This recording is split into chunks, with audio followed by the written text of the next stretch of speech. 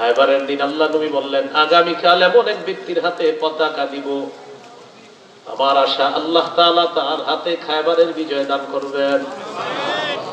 এই ব্যক্তি এমন এক ব্যক্তি, যে ব্যক্তি আল্লাহকে আর তার রাসূলকে ভালোবাসে, শুধু তাই নয়, আল্লাহ এবং তার রাসূলও তাকে ভালোবাসে। আল্লাহ এবং তার রাসূলও তাকে ভালোবাসে। সাহাবায়ে কেরাম রাতে ঘুমায় না, কেন জানেন? যে লোকটা কে?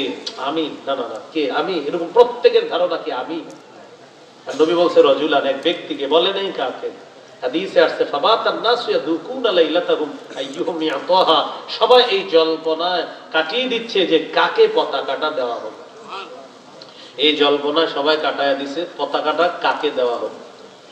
ফালাম্মা আসবাহান নাস গাদাউ আলা রাসূলিল্লাহি সাল্লাল্লাহু আলাইহি ওয়াসাল্লাম, সকালবেলা সাহাবীরা রাসূল সাল্লাল্লাহু আলাইহি সাল্লামের সামনে আসে।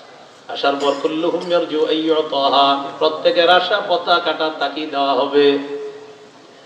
তো নবীজি সবার দিকে তাকায় বললেন, আইনা আলী ইবনে আবি তালিব, আলী কোথায়? সুবহানাল্লাহ। কোন সাহাবীকে তালাশ করলেন? সাহাবীগণ জবাব দিলেন, ক্বালু হুয়া ইয়াশতাকি আইনাইহি ইয়া রাসূলুল্লাহ, হুজুর তার তো চোখে সমস্যা। নবীজি বললেন, আরসিলু ইলাই, লোক পাঠাও, নিয়ে আসো। ফাউতিয়া বিহি রাসূলুল্লাহ সাল্লাল্লাহু আলাইহি ওয়াসাল্লাম, হযরত আলীকে আল্লাহর রাসূলের কাছে আনা হলো সাল্লাল্লাহু আলাইহি ওয়াসাল্লাম। আনার পর ফাবাসাকা ফি আইনাই, নবীজি হযরত আলীর দুই চোখে থুতু লাগায়া দিলেন, ওয়া দাআ লাহু, আর দোয়া করে দিলেন। সাথে সাথে চোখ ভালো হয়ে গেছে। সাহাবীরা বলেন, কান লাম ইয়াকুন বিহি ওয়াজাউন, তার চোখে মনে হয় কোনোদিন কোনো সমস্যাই হয়নি। সুবহানাল্লাহ। পতাকা দিয়ে দিলেন। দেওয়ার পর হযরত আলী বললেন, কাতিলুন নাস হাত্তা ইয়াকুনু মিসলানা ইয়া রাসূলুল্লাহ, ইয়া রাসূলুল্লাহ, আমি কি মানুষের সাথে লড়াই করব যতক্ষণ তারা মুসলমান না হয়?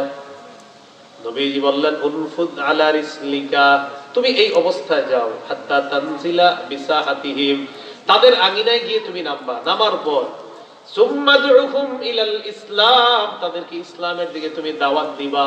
কিসের দিকে দাওয়াত দিবা? ইসলামের দিকে। দাওয়াত দেওয়ার পর মনে রাখবা, আলী, লা আইয়াহদিয়াল্লাহু বিকা রাজুলান ওয়াহিদান খায়রুন লাকা মিন আইয়াকুনা লাকা হুমুরুন নাআম, মদিনার আরবের লাল ওট তোমার জীবনে আসার চাইতে, আরবের মহামূল্যবান লাল ওটের মালিকানা তোমার জীবনে আসার চাইতে, একজন মানুষ যদি আল্লাহ তোমার দ্বারা হেদায়েত দান করে, ওই মহামূল্যবান লাল ওটের চাইতে এটা অনেক বেশি ফজিলত। সুবহানাল্লাহ। এই হলো নবীজির থুতু। রাসূল সাল্লাল্লাহু আলাইহি সাল্লামের কুলি কেমন ছিল? কুলি করি না আমরা, করে কুলি ফেলে দেই না, এই কুলি কেমন ছিল? মুসনাদে আহমদ 18838 নম্বর হাদিস, এই হাদিসে আসছে, উতিয়া রাসূলুল্লাহ সাল্লাল্লাহু আলাইহি ওয়াসাল্লাম বিদালবিন মিম্মা, আল্লাহর নবীর কাছে এক বালতি পানি আনা হলো। ফাশারিবা মিনহু, আল্লাহর নবী পানি পান করলেন। করার পর ফামাজ্জা ফিদ্দালবি, কুলির পানি বালতির মধ্যে ফেলে দিলেন। ও সাব্বা ফিল বিইরি, বালতির পানিগুলা তারা কূপের মধ্যে ফেলে দেয়। দেওয়ার পর সাহাবী বলেন, কুলির পানিগুলা যখন কূপের পানির সাথে মিশ্রিত হয়, ফাফাহা মিনহা মিসলু রিহিল মিস, ওই কূপের পানি থেকে মেশক আম্বরের ঘ্রাণ বের হওয়া শুরু হয়। এই হলো কুলি। ফু ছিল কেমন? বিসমিল্লাহির রহমানির রহিম, এই ফুটা কেমন ছিল? বিসমিল্লাহির রহমানির রহিম দিয়ে দিলাম একটা। ফু ছিল কেমন? রাসূল সাল্লাল্লাহু আলাইহি ওয়াসাল্লামের একজন সাহাবী নাম সালামা রাদিয়াল্লাহু তাআলা, সালামা ইবনুল আকওয়া রাদিয়াল্লাহু তাআলা, তিনি এত জোরে দৌড়াইতে পারতেন, যারা ঘোড়া চালাইতো, এই ঘোড়সওয়ার যারা ছিল, আপনার ঘোড়া দৌড়াইতেছে, তিনি দৌড়ায় গিয়া ঘোড়া পিছনে ফেলাইতেন। বুঝেন নাই মনে হয়? তিনি দৌড়ে পায়ে দৌড়ে গিয়ে ঘোড়া পিছনে ফেলে দিতেন। এই যুগে আপনারা মোটরসাইকেল যারা চালান, আমার আল্লাহ জানে, উনি থাকলে মনে হয় আপনাদেরকে পিছনে ফেলে দিত না, ঘোড়া পিছনে ফেলাই কেমন। সুবহানাল্লাহ। সালামা ইবনুল আকওয়া রাদিয়াল্লাহু তাআলা, আপনারা আবার ট্রাই করেন না ভাই, মোটরসাইকেল যারা চালান মাশাআল্লাহ, আপনারা আল্লাহর রাস্তায় আস্তে চালায়। আমি যে কোনো মোটরসাইকেল রাস্তায় দেখলে সত্যি সাথে সাথে দোয়া করি, আল্লাহ হেফাজত করেন, তিনি যেন একটু সুন্দর মতো চালায়, আপনি তাকে নিরাপদে নেন। সত্যি যে কোনো বাইকওয়ালা গাড়ি থেকে দেখলে আমি বলি, আল্লাহ এই ভাইকে একটু সুস্থতার সাথে আপনি নিন, একদম জোরে চালায় না, একটু আস্তে চালায়, আপনি কিন্তু যেতে পারবেন একটু আস্তে চালায়। আল্লাহ আমাদের বাইকার ভাই যারা আছে তাদেরকে একটু ঠান্ডা মাথায় গাড়ি চালানোর তৌফিক দান করে। আপনারা একটু আস্তে চালায়, এটা গাড়িটা কিন্তু দাঁড়ায় থাকতে পারে না, ও কায়েম বিজ জাত না, এই জন্য এটা একটু সুন্দরভাবে চালায়। আল্লাহ সকলকে অ্যাক্সিডেন্ট থেকে হেফাজত করেন। সালামা ইবনুল আকওয়া রাদিয়াল্লাহু তাআলা, তার পায়ের গোছার মধ্যে একটা ক্ষত, পায়ের গোছা, ক্ষতটা দেখলেন ইয়াজিদ ইবনে আবি উবাইদ রহমতুল্লাহ আলাইহি, পায়ের গোছার মধ্যে একটা ক্ষত দেখলেন। তো এমন ক্ষত, যে ক্ষত থাকার পরেও তিনি দিব্যি সুস্থ হাঁটতেছে, তিনি তার মতো কাজ করতেছে। আমি গাড়ি থেকে নেমে আপনাদের এখানে আসলাম, আপনারা যদি আমার পায়ে কোনো আঘাতের চিহ্ন দেখতেন বলতেন ইন্নালিল্লাহ, কিভাবে হাঁটেন, বাস স্বাভাবিক বিষয়। কিন্তু তিনি সুন্দর হাঁটে চলতেছে, কিন্তু পায়ের গোছার মধ্যে ক্ষতের চিহ্ন। প্রশ্ন করলেন, আচ্ছা আপনার এই পায়ে এই সমস্যা, আপনার কোনো সমস্যা হয় না, পায়ের যে সমস্যাটা? সালামা ইবনুল আকওয়াকে জিজ্ঞাসা করলেন এই সমস্যাটা হয়েছে কিভাবে? তিনি জবাব দিলেন, আসাবাতনি ইয়াউমা খায়বার, খায়বার যুদ্ধের দিন এখানে আঘাত লাগছে। ফাকালান নাস উসিবা সালামা, মানুষ বলা বলি করতে লাগলো সালামার পায়ের মধ্যে আঘাত লাগছে। আল্লাহ নবীর কানে যখন সংবাদ যায়, নবী বললেন সালামা কোথায়, তাড়াতাড়ি নিয়ে আসো। দুইয়া বিহি, সালামাকে ডাকা হয়। ফাউতিয়া বিহি, সালামাকে আল্লাহ রাসূলের কাছে নিয়ে আসা হয়। সালামা ইবনুল আকওয়া বলেন ফানাফাযা ফিয়া সালাসা নাফাসাত, আমার পায়ের গোছার মধ্যে আল্লাহ রাসূল সাল্লাল্লাহু আলাইহি ওয়াসাল্লাম 3টা ফু দিয়েছেন। ফামাশতাকাইতুহা হাত্তা সাআ, আঘাতের চিহ্নটা যদিও দেখা যায়, ক্ষত যদিও দেখা যায়, নবী ফু দেওয়ার পর এখন পর্যন্ত আমি আমার ওই জায়গায় কোনো ব্যথা অনুভব করি না। স্বপ্নেও যদি পাওয়া যান তাও কাজ হয়ে যাবে। এ হলো নবীজির ফু মুবারক। রাসূল সাল্লাল্লাহু আলাইহি সাল্লামের হাতে কি পরিমাণ বরকত। আবু হুরায়রা রাদিয়াল্লাহু তাআলা আনহুর বর্ণনা, সহিহ বুখারীর বর্ণনা 119 নম্বর হাদিস। মনটা খারাপ সাহাবী আবু হুরায়রা রাদিয়াল্লাহু তাআলা, নবীজি আসছে মসজিদে। আবু হুরায়রা রাদিয়াল্লাহু তাআলা আনহু আল্লাহর রাসূলকে বললেন, সামিআতু মিনকা হাদিসান কাসীরা ফাআনসা, হুজুর আপনার কাছে অনেক হাদিস শুনি কিন্তু আমি খালি ভুলে যাই। নবীজি বললেন এক কাজ করো, উবসুত রিদাআক, তোমার চাদরটা বিছায় দাও। আবু হুরায়রা বলেন আমি আমার চাদর বিছাইলাম, বিছানোর পর ফাগরাফা বিয়াদাই, আল্লাহ নবী দুই হাত দিয়ে চাদরের মধ্যে কি যেন এইভাবে ঢাললেন, আল্লাহ জানে কি ঢালছে, তো এইভাবে এরকম করছে চাদরের মধ্যে। নবীজি বললেন এবার চাদরটা পেঁচাও, মোটার পর আল্লাহ নবী বললেন চাদরটা নিজের সাথে মিলাও। আবু হুরায়রা রাদিয়াল্লাহু তাআলা আনহু বলেন ফাবাসাতুহু ফাযামামতুহু ইলা সাদরি, আমি চাদর বিছাইলাম, বিছানোর পর আল্লাহ নবী যখন চাদরের মধ্যে কিছু দিলেন তারপর বটতে বললেন, আমি বটলাম, বটার পর ফাযামামতুহু ইলা সাদরি, চাদরটা আমি আমার বুকের সাথে মিলাইলাম। আবু হুরায়রা বলেন ফামা নাসিতু শাইআন বা'দা, চাদর বুকের সাথে মিলানোর পর আল্লাহর কসম জীবনে যা শুনি আর কখনো ভুলি না। এই হলো রাসূল সাল্লাল্লাহু আলাইহি সাল্লামের বরকত। নবীজি সাল্লাল্লাহু আলাইহি সাল্লামের অন্তত শাফাআত, সুপারিশ সবচেয়ে শ্রেষ্ঠ একটা বরকত। এই দুনিয়াতে তো আর পেলাম না। আল্লাহ রাসূল সাল্লাল্লাহু আলাইহি সাল্লামকে আমরা মহব্বত করি, ভালোবাসি, সবচেয়ে বেশি ভালোবাসি। আল্লাহ রাসূল আর জিহাদের ভালোবাসা সবচেয়ে বেশি তো থাকতেই হবে আমাদের। কিয়ামতের ময়দানে যেন আল্লাহর হাবিব যে জিনিসটা মুলতবি করে রাখছে দুনিয়াতে, নবীজি বলেন আমি আমার উম্মতকে এত ভালোবাসি, লিকুল্লি নাবিয়্যিন দাওয়াতুল মুস্তাজাবা, সব নবীর একটা স্পেশাল দোয়া আছে, এই দোয়াটা সব নবী করে ফেলেছে। ওয়া ইন্নী ইখতাবাতু দাওয়াতি শাফাআতান লিউম্মতি ইয়াউমাল কিয়ামা, আমি আমার দোয়াটাকে মুলতবি করে রেখে দিয়েছি কিয়ামতের ময়দানে উম্মতের জন্য সুপারিশ করার জন্য। আমার দোয়াটা আমি রেখে দিয়েছি, সুবহানাল্লাহ, স্থগিত করে রেখেছি। সেদিন যেন আমরা আল্লাহ রাসূলের সেই শাফাআতের নসিব যেন আমাদেরও হয়, আল্লাহ তৌফিক দান করুন, আমিন। এই হলো রাসূল সাল্লাল্লাহু আলাইহি সাল্লামের ফু মুবারক। নবীজি সাল্লাল্লাহু আলাইহি সাল্লামের এই গলাটা কেমন ছিল, গলা, মাথা গেল, চেহারা মুবারক গেল, নাক গেল, চোখ গেল, ইত্যাদি গেল, গলা ছিল কেমন? এটা একটা মনে করেন রূপার প্লেট। কিসের প্লেট? এই রূপার প্লেটে একটা মণিমুক্তা এইভাবে বসায় দিছি রূপার প্লেটের উপরে। সৌন্দর্য কমবে না বাড়বে? বলেন সবাই। এবার বুঝেন, কল্পনায় আনেন, রূপার একটা প্লেটে মণিমুক্তা সাজায় রাখছি, কল্পনায় আনেন। কাআন্না উনুকাহু জিদুদুমিয়াতিন ফি সাফাইল ফিদ্দা। আল্লাহ তাআলা যেন আমার নবীর গলা মুবারকটা প্রশস্ত একটা খোলা একটা রূপার প্লেটের মধ্যে যেন গলা নামক মণিমুক্তাটা আল্লাহ বসায়া দিছেন। সুবহানাল্লাহ। কাআন্না উনুকাহু জিদুদুমিয়াতিন ফি সাফাইল ফিদ্দা। কি অসাধারণ কথা যে যেন আল্লাহ তাআলা একটা মণিমুক্তা এই রূপা নামক সুন্দর দেহের মধ্যে আল্লাহ বসায়া দিছেন। সুবহানাল্লাহ। এই ছিল গলা। কেমন সুন্দর ছিল! আমি মাঝে মাঝে আপনি চিন্তা করি, আমাদের নবীজির কথা বললে কত সুন্দর সুন্দর কথা আছে, ঠিক না? আমরা সব সময় খালি বানোয়াট কথাগুলা বলতে খুব ভালো লাগে আমাদের নবীজির ব্যাপারে। এবং এগুলো বললে আপনারা অনেক আগ্রহ নিয়ে শোনেন। মানে যদি আজগুবি কিছু বলা যায় তখন বলেন বাবা রে বাবা, কি দরকার আছে বলেন? নবীজির শান যদি আপনি বিশুদ্ধ ভাবে বর্ণনা করেন, কিয়ামত পর্যন্ত বলতেই থাকবেন, বিশুদ্ধ শান বলা শেষ হবে না, তাহলে অশুদ্ধ গুলা কেন বলবেন আর কেন শুনবেন? বুঝে শুনে ঠিক বলতেছেন তো? বলেন, মাখলুকের মধ্যে সবচেয়ে পবিত্র মানুষটিকে বলেন সবাই। তাহলে তার শানটাও সবচেয়ে শ্রেষ্ঠ কিনা? তাহলে তার ব্যাপারে বর্ণনাটাও সবচেয়ে বিশুদ্ধ হবে কিনা? কেন অশুদ্ধ কোনো কথা শুনবো বা বলবো? তাহলে কি শিখলাম?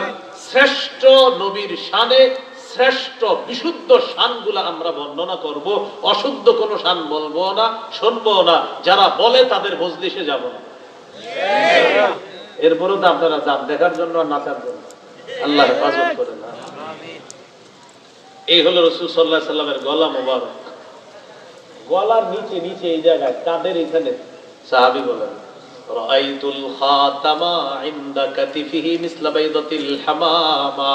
কবুতরের ডিমের মতো ছোট্ট একটা মোহরে নবুয়ত কাঁধের এখানে দেখলাম। আর এই মোহরে নবুয়তটা হলো আমাদের নবী শেষ নবী, তারপরে আর কোন নবী হবে না। মাশাআল্লাহ। কি না নবী হবে না? আসবে না? না হবে না? হবে না। তো মুহাম্মদ সাল্লাল্লাহু আলাইহি সাল্লামের পরে আর কোন নবী হবে না। এইগুলো নবীজি সাল্লাল্লাহু আলাইহি সাল্লামের এই অংশ। বুকটা কেমন ছিল? বুক কানা রাসূলুল্লাহ সাল্লাল্লাহু আলাইহি ওয়াসাল্লাম আরিদাস সাদরি। রাসূলুল্লাহ সাল্লাল্লাহু আলাইহি সাল্লাম প্রশস্ত বুকের অধিকারী ছিলেন। নবীজি ছিলেন চওড়া বুকের অধিকারী ছিলেন।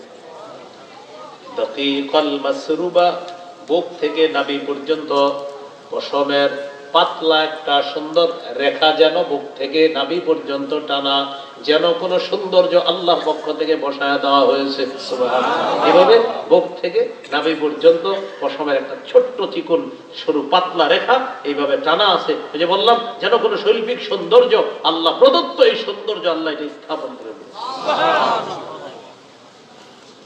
এই হলো বুক মুবারক। আর হলো আপনার ওই পশম।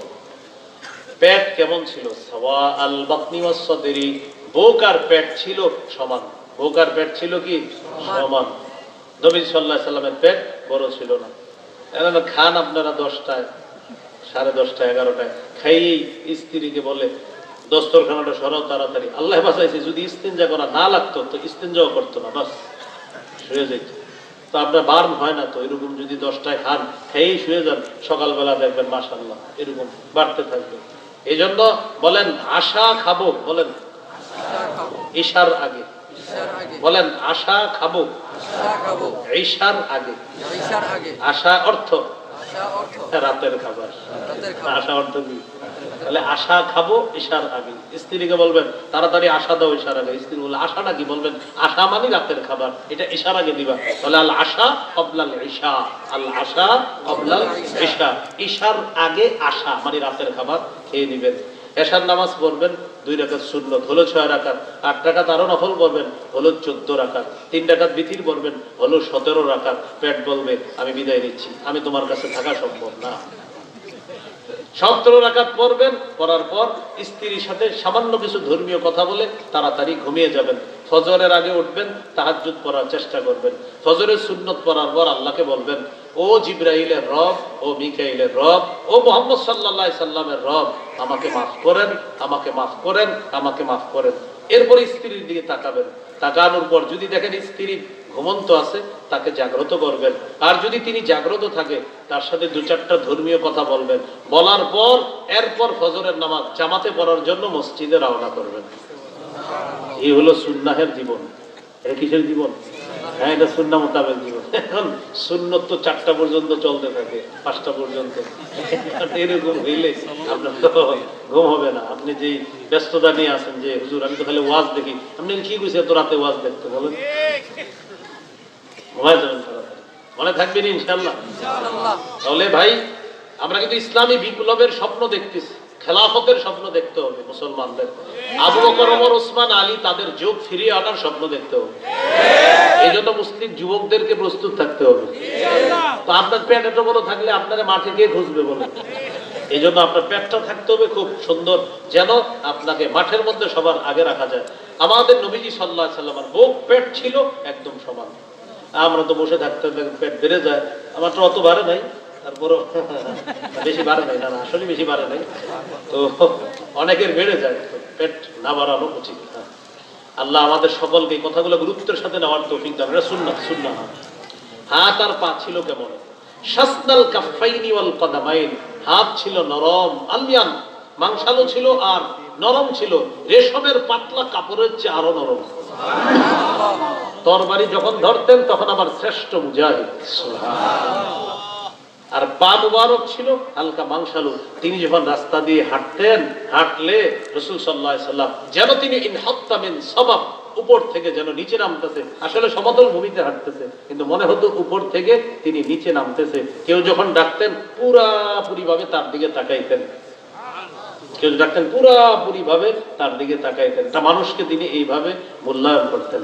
এই হলো রাসূল সাল্লাল্লাহু আলাইহি সাল্লামের হাঁটা। আর নবীজি সাল্লাল্লাহু আলাইহি সাল্লামের হাত মুবারক। এইগুলো আল্লাহ রাসূল সাল্লাল্লাহু আলাইহি সাল্লামের মাথা থেকে পা পর্যন্ত মোটামুটি সৌন্দর্যের একটা বিবরণ। এটা হলো রাসূল সাল্লাল্লাহু আলাইহি সাল্লামের সূরত। বলেন কি সূরত? সূরত থেকে কয়েকটা সিরত পেয়েছি আমরা। সেটা হলো সোমবার দিন রোজা রাখা। কি রাখা? ওই যে সোমবার দিন রোজা রাখা। সূরতের বর্ণনার মধ্যে কিছু আমলও আমরা পেয়েছিলাম। সোমবার দিন রোজা রাখা, রাতের খাবারটা তাড়াতাড়ি খেয়ে নেওয়া, তাড়াতাড়ি রাতের বেলা শুয়ে যাওয়া। এই মাহফিলের দিন ছাড়া আজকে মাহফিল, এরপরে তো আর এরকম থাকবে না ডেলি। আপনি এশার নামাজের পর বেশি দেরি না করা, আল্লাহ তৌফিক দান করেন। আমিন। নবীজি সাল্লাল্লাহু আলাইহি সাল্লামের সিরত কেমন ছিল, তার চারিত্রিক বৈশিষ্ট্য কেমন ছিল? আম্মা জান আয়েশা সিদ্দিকা রাদিয়াল্লাহু তাআলা আনহাকে জিজ্ঞাসা করা হলো, কাইফা কানা খুলুকু রাসূলিল্লাহি সাল্লাল্লাহু আলাইহি ওয়াসাল্লাম, আম্মা জান নবীজির চরিত্রটা কেমন ছিল? আম্মা জান জবাব দিলেন, কানা খুলুকুহু আল কুরআন। নবীর চরিত্র পুরা কোরআন। সুবহানাল্লাহ। পুরা কোরআন। এর মানে কোরআনের যা আদেশ সব নবী পালন করেছেন, যা নিষেধ সব নবী অক্ষরে অক্ষরে বর্জন করেছেন। পুরা কোরআনটাই হলো নবীর জীবন। সুবহানাল্লাহ। এটা কে বললেন? আম্মা জান আয়েশা সিদ্দিকা রাদিয়াল্লাহু তাআলা আনহা। সাহাবায়ে কেরাম জিজ্ঞাসা করলেন, আম্মা জান নবীজি ঘরে কি করে? সারাক্ষণ মনে হয় ইবাদত বন্দেগী করে। আম্মা জান আয়েশা সিদ্দিকা রাদিয়াল্লাহু তাআলা আনহা জবাব দিলেন, কানা রাসূলুল্লাহ সাল্লাল্লাহু আলাইহি ওয়াসাল্লাম ফি মিহনাতি আহলিহি। নবীজি ঘরে যখন থাকে তখন পরিবারের কাজের মধ্যে নবীজি নিজেও শরীক থাকেন। সমস্ত কাজগুলা আমরা করি, আমাদের সাথে নবী শরীক থেকে ওই কাজগুলা আমাদের সহজের জন্য তিনিও করার চেষ্টা করেন আমাদের সাথে। আম্মাজান আর কি করে? আম্মাজান বলেন জামা সেলাই করে, এমনকি নিজের জুতা পর্যন্ত নিজেই সেলাই করে। এটা ঘরের কাজ। এখন দেখেন আমাদের অভ্যাস, এইখানে পানিটা আছে, এই যে এইখানে পানি, এখানে আছে, আমরা স্ত্রীরে বলে পানিটা দাও তো। আচ্ছা, আপনি এখান থেকে নিলে কি সমস্যা ছিল? এই জন্য রাসূলুল্লাহ সাল্লাল্লাহু আলাইহি সাল্লাম বলেন, আকমালুল মুমিনিনা ঈমানা আহসানুহুম খুলুকা। তোমাদের মধ্যে সবচেয়ে পরিপূর্ণ ঈমানদার হলো ওই ব্যক্তি যার চরিত্রটা সবচেয়ে বেশি সুন্দর। সুবহানাল্লাহ। এরপর নবী বলেন, খিয়ারুকুম খিয়ারুকুম লিআহলিহি বা খায়রুকুম খায়রুকুম লিআহলিহি। তোমাদের মধ্যে সর্বোত্তম ওই ব্যক্তি যে ব্যক্তি তার বিবির কাছে উত্তম। নবীজি বলেন, আনা খায়রুকুম লিআহলি, আমি এই পৃথিবীর মধ্যে আমার বিবিদের কাছে সর্বশ্রেষ্ঠ চরিত্রের অধিকারী। নবীজি বলেন তোমাদের মধ্যে সবচেয়ে উত্তম ওই ব্যক্তি যে তার বিবির কাছে উত্তম। আর শোনো, আমি আমার বিবিদের কাছে সর্বোত্তম চরিত্রের অধিকারী, আমি সবচেয়ে শ্রেষ্ঠ। তাহলে নবীজি সাল্লাল্লাহু আলাইহি সাল্লামের একটা গেল সুরত আর একটা সিরত, তিনি অসাধারণ চরিত্রের অধিকারী ছিলেন। এগুলো আমরা অর্জন করার চেষ্টা করব। নবীজির জীবনের শ্রেষ্ঠ একটা অংশ হলো দাওয়াত, এবং গুরুত্বপূর্ণ অংশ এবং মূল অংশ এটা নবীর জীবনে। সেটা কি বলেন তো? দাওয়াতের জীবনে অনেকগুলা কথা, তিনটা গুরুত্বপূর্ণ কথা মনে রাখবো। বলেন, অবিচল, কথার আঘাত, কর্মের আঘাত। কয়টা শব্দ বললাম? তিনটা। বলেন, অবিচল ভাবে দাওয়াত দেওয়া, দাওয়াত দিতে গিয়ে কথার আঘাত সহ্য করা, দাওয়াত দিতে গিয়ে কর্মের আঘাত সহ্য করা। এই তিনটা বৈশিষ্ট্য আমার আপনার মধ্যে আনতে হবে। বিশেষ করে যে মাহফিলে যারা ওয়াজ করেন, অনেক সময় অনেক মাহফিলে ওই পাশে একজন বসে থাকে, এই লোক মাইক টান দিয়ে নেয় বা খারাপ আচরণ করে আলোচকের সাথে, করে না এরকম? আপনারা একটু ধৈর্য ধরেন, ইনশাল্লাহ একটু ধৈর্য ধরেন। আল্লাহ এমন লাঞ্ছিত করবে এগুলারে, কারণে দেখাইতে পারবে না। একটু ধৈর্য ধরবেন, ধৈর্যটা ধরবেন আর নিজেকে বলবেন আমি আমার নবীর সুন্নাহ পালন করতেছি, আরো আবুল আহাবের চরিত্রের বহি প্রকাশ ঘটাইতেছি। না, এটাও আসলে ঠিক, এরকম ঘটনা ঘটছে। নবীজি গেলেন জুল মাজাজ বাজারে। কোন বাজারে? জুল মাজাজ। সেখানে গিয়ে মানুষকে একত্রিত করলেন, করার পর বললেন, আইয়ুহান নাস কুলু লা ইলাহা ইল্লাল্লাহ তুফলিহু। হে লোক সকল, তোমরা বলো আল্লাহ ছাড়া কোনো ইলাহ নাই, তোমরা সফল হয়ে যাবা। আবু লাহাব পিছন থেকে আসছে, আসার পর বলে, লা তুতিউহু, মুহাম্মদের কথা তোমরা শুনবা না, ফাইন্নাহু সাবিউন কাযযাব। মুহাম্মদ হলো ধর্মত্যাগী, সে হলো অধিক বড় মিথ্যাবাদী। নাউজুবিল্লাহ, নাউজুবিল্লাহ, নাউজুবিল্লাহ। আমাদের নবীর মিথ্যাবাদী বলল আবু লাহাব। তা আল্লাহ তাআলা আমাদের নবীজিকে সান্ত্বনা দিলেন সূরা আনামের 34 নম্বর আয়াত দিয়ে, ওয়ালাকাদ কুযযিবাত রুসুলুম মিন ক্বাবলিকা فصبروا على ما كذبوا وأوذوا حتى أتاهم نصرنا। নবী, আপনার পূর্বে সমস্ত রাসূল যারা দুনিয়াতে আসছে তাদেরকে মিথ্যাবাদী বলা হয়েছে, তাদেরকে কষ্ট দেওয়া হয়েছে। তারা এই কষ্ট দেওয়ার পরেও, মিথ্যাবাদী বলার পরেও তারা সহ্য করেছে। আপনি একটু ধৈর্য ধারণ করেন। তাহলে কথার আঘাত, কথার আঘাত। মিথ্যাবাদী বলছে আমার হাবিবকে, আমারে আপনারা তো এত ভয়ঙ্কর কথা তেমন কেউ বলে না, তো আমার নবীর কত ভয়ঙ্কর কথা বলছে, কথার আঘাত সহ্য করেছে। আরেকটা বলছিলাম কর্মের আঘাত। সহিহ বুখারী 4815 নম্বর হাদিস, কাবা চত্বরে নামাজ পড়তেছে, বাইনামা রাসূলুল্লাহ সাল্লাল্লাহু আলাইহি ওয়াসাল্লাম ইসাল্লি বিফিনাইল কাবা। কাবা চত্বরে রাসূল সাল্লাল্লাহু আলাইহি ওয়াসাল্লাম নামাজ পড়তেছে। উকবা ইবনে আবি মুআইত এক পাপিষ্ঠ আসছে, আসার পর দেখেন কি করছে, নামাজরত অবস্থায় লাওয়া সাউবাহু ফি উনুকিহি, নবীজির গলার মধ্যে এইভাবে দুই দিক থেকে একটা কাপড় পেঁচাইছে। এই যে এই পাশে এক তোরা, এই পাশে আরেক তোরা, দেখেন নবী নামাজ। ফাখানাকা বিহি খানকান শাদীদা, ফাঁসি দিয়ে নবীরে হত্যা করার জন্য দুই পাশ থেকে টান দিছে, জোরে টান দিছে, নবীরে মেরে ফেলবে, ফাঁস লাগিয়ে হত্যা করবে আল্লাহ রাসূল সাল্লাল্লাহু আলাইহি ওয়াসাল্লাম। আবু বকর সিদ্দিক রাদিয়াল্লাহু তাআলা দৌড়ে আসছে। আসার পর ফাআখাযা বিমানকিবিহি, উকবা ইবনে আবি মুআইতের এইভাবে ঘাটটা ধরছে, ধরার পর একটা ধাক্কা দিছে। ধাক্কা দেওয়ার পর আবু বকর সিদ্দিক রাদিয়াল্লাহু তাআলা আনহু বললেন, আতাকতুলুনা রাজুলান আইয়াকুলা রাব্বিয়াল্লাহ। একটা মানুষকে এই কারণে হত্যা করতে চাও যে মানুষটা বলে আমার রব হলেন আল্লাহ। বলেন আমার রব কে? আল্লাহ। এই কারণে মানুষটাকে হত্যা করবা তোমরা? কর্মগত আঘাত। নবীজি সাল্লাল্লাহু আলাইহি সাল্লাম এই আঘাতের পরেও দাওয়াতের কাজ গতি কমায় দেন নাই, গতি আরো বাড়ায় দিয়েছে। সহিহ বুখারী 240 নম্বর হাদিস, কাবা চত্বরে নামাজ পড়তেছে নবীজি, পাশে আবু জাহেল আর ওই কাফেররা বসে। যারা হজ উমরায় যান শুধু গিয়ে ঘুরবেন না, একটু মানে ভাববেন যে আমাদের নবীজি নামাজ পড়ছে, কাফেররা পাশে বসে হাসছে, এগুলা কল্পনা আনবেন। রাসূলুল্লাহ সাল্লাল্লাহু আলাইহি সাল্লাম নামাজ পড়তেছে, পাশে কাফেররা বসা। হঠাৎ তাদের মধ্যে একজন বলল, আইয়ুকুম ইয়াজিউ বিসালা জাজুরি আলি ফুলান ফায়াদউহু আলা যহরি মুহাম্মাদিন ইযা সাজাদা। কে পারবা তোমাদের মধ্যে, কে পারবা অমুক এলাকায় যাওয়ার পর উটের নারী বুড়ি পায়খানা আনবার পর মুহাম্মদ যখন সিজদায় যাবে তার কাঁধের উপর এই উটের নারী বুড়ি পায়খানা রেখে দিবা। ওই যে যেটাই নবীজিরে গলা চাপ দিয়েছিল না, ওইটাই দাঁড়াইছে। পাপিষ্ট উকবা ইবনে আবি মুআইদ দাঁড়ায় বলে, আমি পারবো। ওটার নারী বুড়ি পায়খানা, আর তারিখ ইবনে হিশামে আসছে, প্রস্রাবও নিয়ে আসছে, রক্ত নিয়ে আসছে, দাঁড়ায় আছে এসে অপেক্ষা আছে নবীজি কখন সিজদায় যাবে। আর ওই কাফেররা দেখতেছে, আব্দুল্লাহ ইবনে মাসউদ রাদিয়াল্লাহু তাআলা দূর থেকে দেখতেছে, কাছে আসতে দেয় না, আসলেই হামলা, আসলেই কি বলেন হামলা। এজন্য একটা কথা মনে রাখবেন, জালেমের বিচার না করা, কোন জালেমের বিচার না করা মাজলুমের প্রতি অবিচার। কি বুঝলেন কি বললাম? হ্যাঁ, জালেমের বিচার না করা মাজলুমের প্রতি কি অবিচার। এই কথা মনে রাখবেন, মনে রাখলে তো ভালোই। আমি তো প্যান্ডেলের নিচেই কঞ্জি, পরে বাইরে গিয়ে আবার সেই ঘুরে ফিরা তাগুত। কি ঠিক? বৃষ্টি থেকে বাঁচার জন্য বারবার ঝর্ণার নিচে এসে ধরা, আমার শরীরের জন্য পানি লাগা, কিছু ঘটনা কি? আপনি এই জায়গায় ধরেছেন কেন? ভাই বাইরে বৃষ্টি, তো এখানে কি? ও ঝর্ণার পানি। এক তাগুত ছেড়ে আরেক তাগুত ধরা, মানে বৃষ্টি থেকে বাঁচার জন্য বারবার ঝর্ণার নিচে যাওয়া। ভাগ্য পরিবর্তন করার সুযোগ মুসলমান বারবার পাইয়াও খালি হাত ছাড়া করে। এবার যে সুযোগ মুসলমানের হাতে আসছে, আগামী 50 বছর আসবে কিনা আল্লাহ জানে। এই জন্য এই সুযোগ হাতছাড়া করা যাবে না। হাতছাড়া করলেই বিপদে পড়ে যাবে। আল্লাহ বুঝার তৌফিক দান করুন আগামীতে। আর এই টেনশন করেন না, যে নিয়ত করেন না হুজুর আবার নারী বসাবো। কি বসাবো? নারী। নবীজি বলেছেন লা ইউফলিহা কওমুন আল্লাহু আমরাহুম ইমরাআ, ওই জাতি কিছুতেই সফল হবে না যে জাতি তাদের নেতৃত্বে কোনো নারীকে বসায় দেয়। এই জন্য শোনেন, আমি বলি আপনাদের কাউকে হিট করছি না, আপনাদের কারো যদি নিয়ত থাকে হুজুর আগামীতেও কোনো নারীকে বসাবো, একটা পোস্টার বানাবেন যে আগামীতেও নারী নেতৃত্ব চাই, কেননা আমরা সারা জীবন হতবাগা থাকতে চাই। না আপনি সমস্যা নাই তো, আপনি এটা লেখলে কোনো হুজুর আপনার কিছু বলবে না। না আপনি নিজেই হতবাগা থাকতে চান, তো হুজুর আপনার কি করবেন?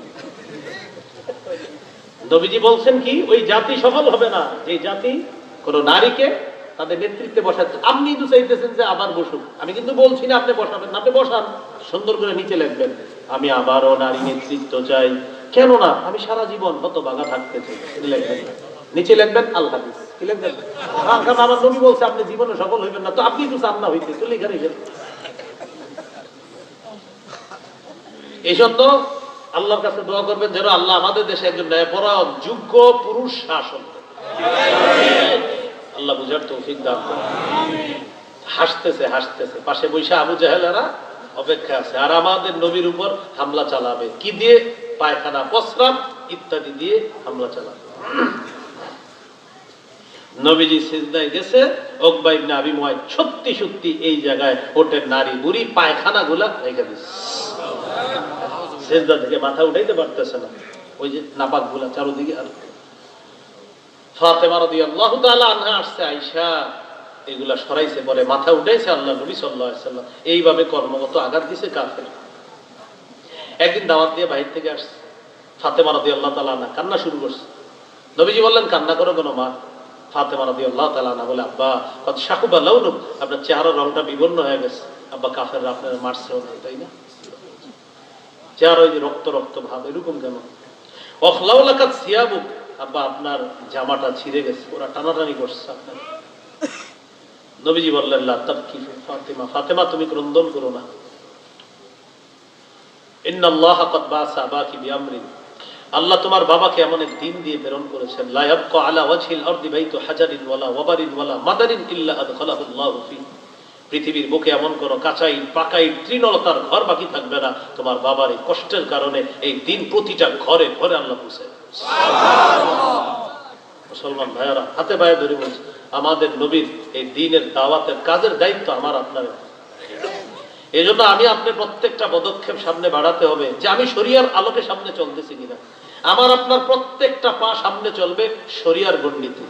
শরীয়তের গণ্ডিতে যদি না চলে, আপনি যদি এখনো কোনো কুফরের পিছনে ঘুরেন, তাহলে বলেন আমার হাবিব যে সাল্লাল্লাহু আলাইহি সাল্লাম যে স্বপ্ন, যে দ্বীন নিয়ে দুনিয়াতে এসেছেন, সেই দ্বীন আমার আপনার দ্বারা যেন মাজলুম না হয়। আল্লাহ আমাকে আপনাকে যেন আল্লাহর দ্বীনের জন্য খাঁটিভাবে একনিষ্ঠভাবে যেন আল্লাহ কবুল করেন। মনে থাকবেন ইনশাআল্লাহ। তাহলে কথার আগা কর্মের আগা। আর একটা হলো অবিচল ভাবে দাওয়াত দেওয়া। এই মনে করেন আমি ওয়াজ করতেছি, এখন আপনি যদি হক কথা বলবেন, হক কথা আপনি যত বলা শুরু করবেন তত আপনার সাপোর্ট কমে যাবে। আপনি যখন হক কথা মনে মনে মসজিদে আপনি 12 বছর চাকরি করেন, এখন হঠাৎ আপনি একটা সুদের বয়ান করছেন। কিসের বয়ান? মসজিদ থেকে বাইরে ইমাম সাহেবের একজন, হুজুর 12 বছর আপনার বয়ান এত ভালো লাগছে, আজকে আপনি সুদের ওয়াজটা কেন ধরলেন? শুনেন না পুরো। হুজুর বলে আমি কই করলাম? আল্লাহ বলছে সুদ হারাম, এটা আমি বলে দিচ্ছি। সুদ হারাম আল্লাহ বলছে, তো আপনি এটা কইতে হইব। আচ্ছা আমি একটু আপনাদেরকে জিজ্ঞাসা করি, মনে করেন হুজুর বলে নাই, তাও কি সুদ হারাম না? হুজুর বললেও না বললেও উনি হয়তো কথাটা উল্লেখ করে দিয়েছে, ভাই আল্লাহ সূরা বাকারাতে বলে দিয়েছে হারামা রিবা, আল্লাহ সুদকে হারাম করেছে। ইমাম সাহেব খতিব সাহেব যদি নাও বলতো তাও সুদ কি হারাম। উনি বলার পরে আপনি বললেন সব ঠিক ছিল, হঠাৎ আপনি এই হঠাৎ বলার পরে আগামী জুমা থেকে উনি আর মসজিদে আসেন না। উনি মানে ওই মুসল্লি উনি আসেন না, চাকরি শেষ, এটা আরেক, এটাও তো আছে অনেক জায়গার ঘটনা।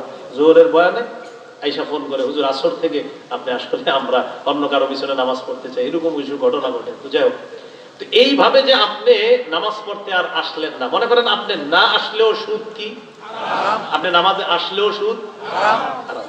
তো এখন দেখেন উনি বলার কারণে ওনার মুসল্লি কমে গেল, ওনার আস্তে আস্তে আশেপাশের মানুষগুলা চলে গেল। আপনার যদি মানুষ একজনও সামনে না থাকে তাও আপনি বলবেন সুদ হারাম। এটারে বলে অবিচলতা। কি বলে? অবিচল ভাবে। আপনি 950 বছর তো বলেন নাই, কয় বছর বলেন না? কয় বছর? 950 বছর বলেন নাই তো? নবী 950 বছর বলছে। কয় বছর? মানুষ খালি পালাইছে, উনি দাওয়াত দিছে আর সবাই পালাইছে, হক কথা বলছে সবাই পালাইছে, তাও 950 বছর বলে দিচ্ছে। এটাই বললেন, রব্বি ইন্নী দাউতু কওমি লাইলা ওয়া নাহারা ফালাম ইয়াজিদহুম দুআই ইল্লা ফিরারা ফিরারা ফিরারা ফিরারা। আমি দিনে দাওয়াত দিছি, রাতে দাওয়াত দিছি, এরা শুধু পালাইছে পালাইছে। কয় বছর? তো আমি আপনি তো 950 বছর বলিনি। তাহলে বলতে থাকতে হবে, বলতে থাকতে হবে অবিচল ভাবে। তাহলে কি শিখলাম? আমার আপনার সঠিক কথা কেউ শুনুক না শুনুক, আপনার দায়িত্ব বলে যাওয়া। আপনার দায়িত্ব কি করে যাওয়া? বলে যাওয়া। আল্লাহ এই 3টা গুণ অর্জন করার তৌফিক দান করুন। অবিচল ভাবে সত্য কথা বলবেন, কথার আঘাত সহ্য করেও সত্য কথা বলবেন, কর্মের আঘাত সহ্য করেও সত্য কথা বলবেন। আল্লাহ তৌফিক দান করেন। এই শেষের অংশগুলো হলো সিরত, আর প্রথম যে অংশটা এটা হলো সুরত। সুরত আর সিরত উভয়টা মিলে যে অংশগুলো আমল করার মতো আলোচনা হয়েছে, ওই অংশের আমলগুলা আমাদের জীবনে যেন আমরা আদর্শ হিসাবে বাস্তবায়ন করে হাবিবের আদর্শে আমরা আদর্শবান হতে পারি। আল্লাহ তৌফিক দান করেন। আজকের যে আলোচনাটা, এটা আমার সংকলনটা যাদের কাছে আছে মিম্বরের আমানতের প্রথম খণ্ডের এই 60-50 পৃষ্ঠার আশেপাশে এই আলোচনাটা পুরোটা পাবেন, মাথা থেকে পা পর্যন্ত। এটা আপনি আপনার স্ত্রীকেও পড়তে দিয়ে, বিশেষ করে যাদের সন্তান সম্ভব আছে স্ত্রী, তাদেরকে একটু পড়তে দিয়ে, ওই নাটক সিনেমা না দেখা এগুলা দিবেন তাদেরকে পড়ার জন্য। 1 থেকে 8 খণ্ড আছে মিম্বরের আমানত, এটা সবাই সংগ্রহ রাখার চেষ্টা করবেন। 1 নম্বর খণ্ডে সন্তানের 64টা অধিকার, এটা আমি বলি স্বামী স্ত্রী মুখস্থ রাখবেন, এটা প্রথম খণ্ডটা। 2য় খণ্ড শিরিক বেদাত, 3য় খণ্ড হালাল হারাম, 4র্থ খণ্ড স্বামী স্ত্রীর অধিকার, 5ম খণ্ড লা ইলাহা ইল্লাল্লাহর ব্যাখ্যা, এটা ইসলামী আকীদা নিয়ে লম্বা আলোচনা, 6ষ্ঠ খণ্ড নামাজ সম্পর্কে, 7ম খণ্ড পাক না পাকি। আমাদের মাঝে একটা মতভেদ আছে, শুধু কি ঢিলা লইলে হবে না পানি নিতে হবে, না পানি ঢিলা উভয়টা নিতে হবে। হ্যাঁ, এই ব্যাপারে আলোচনা আছে 7ম খণ্ডে। 8ম খণ্ডের আলোচনা নামাজ সম্পর্কে মাসালা, নারী পুরুষের নামাজ কি এক না আলাদা না ভিন্নতা আছে, এই ব্যাপারে আলোচনা 8ম খণ্ডে। যাদের প্রয়োজন হয় অনলাইন থেকে সংগ্রহ করে নিতে পারেন, ওরা গাড়িতে নিয়ে এসেছে, আমাকে বলছে বলার জন্য। কয় খণ্ড আছে ওদের কাছে আমার এই মুহূর্তে জানা নেই, যে খণ্ডগুলো থাকে আপনারা নেওয়ার চেষ্টা করেন, খুব ভালো হবে, সবাই পড়তে পারবেন, ওলামা হযরত সহ সর্বসাধারণ সবার জন্যই কার্যকারী। আল্লাহ আমাদের সকলকে আজকে যেই কথাগুলো বললাম রাসূল সাল্লাল্লাহু আলাইহি সাল্লামের সিরাতের উপর, এই কথাগুলোর উপর আমরা যেন আমল করতে পারি, আল্লাহ তৌফিক দান করেন। আমিন। ওয়া আখিরু দাওয়ানা আলহামদুলিল্লাহি রাব্বিল আলামিন।